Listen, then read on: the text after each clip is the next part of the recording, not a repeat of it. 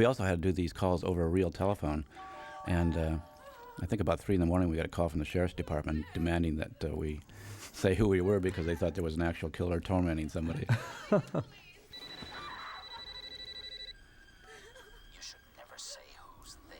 I enjoyed using that very special blue of the television screen behind Drew as sort of a theme of the sort of tapeness of the way so many of us see movies, and the way that color sort of suggests we're about to see a film. Or else my boyfriend will be here any second and he'll be pissed when he finds out. I thought you didn't have a boyfriend. I lied. I do have a boyfriend and he'll be here any second, so your ass better be cool. Sure. This also had a great, I think, introduction of a cellular phone as an instrument of a demented killer, which was pretty new, I think, and it's so much a part of our lives. That's one of the things this film did again, was take things that are parts of our lives that aren't used, hadn't been used yet in a film, and say, here's a phone that can put a man anywhere, right outside your window, but whether he's out front or out back, you don't know, and he can be moving. And of course, the huge tease of One of the great things turning the light back on again. for me was to watch you work with Drew and how you brought her to this level on repeated takes, take after take after take, and she was always there. It was really, for me, it was a great learning experience to watch you in action here. Yeah, well, it was a matter of Drew putting an enormous amount of trust in me, and we had a couple key sentences or key situations that we would refer to. The night before we started shooting, she told me a horrible story of a newspaper article of a dog being burned by its owner and set afire. And she started crying as she was telling me this. So every time that I needed her to get over that edge into complete, tears, I would just say, "Drew, I'm lighting the lighter," and she would just burst into tears.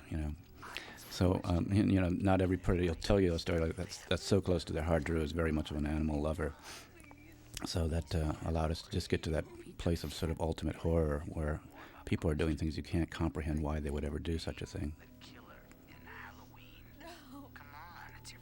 This is incidentally one of the areas that was censored by the Motion Picture Association of America, Kevin's entrails coming out.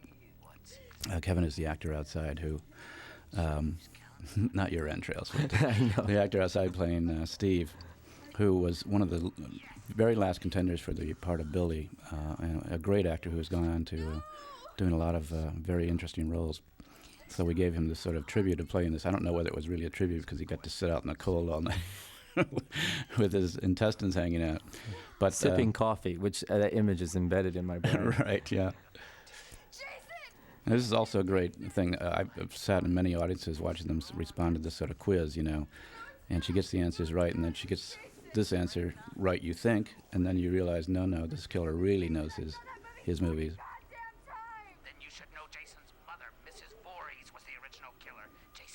I've always thought that the scariest killers are the killers that are really smart. And this one, gets you on your SATs. That question, I was in a bar one night where they were having trivia, movie trivia, and if you could stump the audience, you got a free drink. And this is the question that I stumped the audience with. Oh, here we go. There it was. The MPAA censored. Right. A lot of times the MPA has just said to me in this film especially, it's just too intense, take the intensity back. And we went through this protracted battle of me sending back various cuts where I refused to take anything out, and they would say, well, you still have an NC-17 then. Final question. That went on for some time, didn't it? It went on about a lifetime, yeah.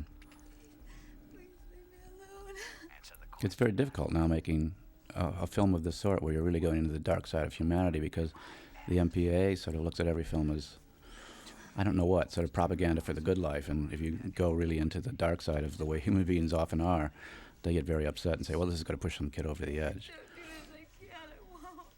Which I don't believe. I really found the audiences respond to truth in films. Well, this is also breaking the barrier here. To go back to sort of the themes, we've established all this house with glass everywhere, and when he throws the chair through the window, you know that there's no longer any barrier of safety whatsoever.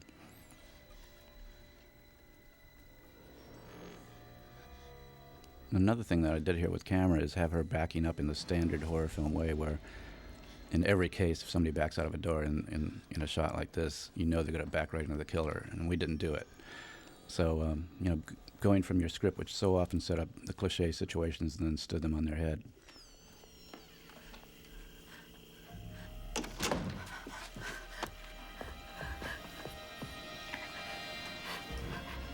Nothing you did, Kevin, which was difficult. You wrote this part for a masked killer, but you never accounted for how nobody could guess who he was by looking at his feet or hands. I know. I mean, one of the first script meetings I had with Wes was, well, he's wearing a mask, but what else is he wearing? I mean, we're gonna be able to tell who the killer is just by the other clothes on his body. And I just kind of looked at him and said, not my problem. I'm the writer. Right. So we went through many, many costume permutations on this. And for a long while, because Kevin had said in the script it's a ghost mask, we were going with a white figure. And at the last minute, our producer, Marianne Manolina, said, I think black would look a lot scarier. So we went with black, and there we were. The mask itself we found in a house that we were location scouting at, and it was just an off-the-shelf item that is available in just about any dime store around Halloween time.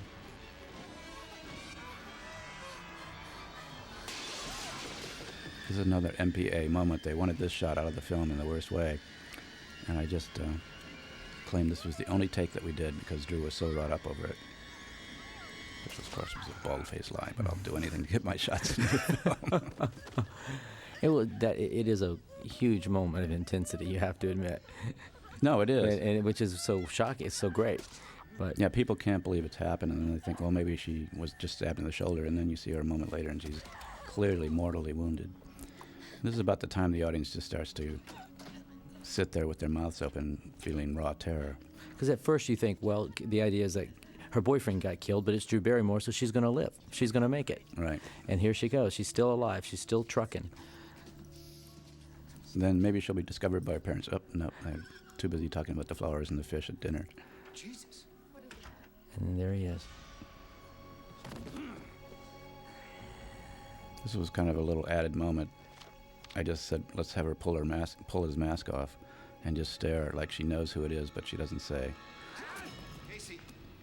I just felt for that character that would be the most profound moment when she knew who it was and had no explanation for why it was happening. And also it begins the mystery. Right. I thought it was a great beginning. Yes, we used probably more Steadicam in this whole sequence than we did in the rest of the picture. Going for that sort of very fluid, nothing's locked down anymore sort of feeling. Casey, baby. And she will just not let the phone go. All right. Which gave that last tenuous contact between parent and child. And then coming up with the final shot of this sequence is where the MPA really went berserk, and we ended up having to cut frames out of every shot and really shorten it much, much more than I would have cared to. And that line there, of course, is lifted from Halloween. Right. The Mackenzie line. Here we go.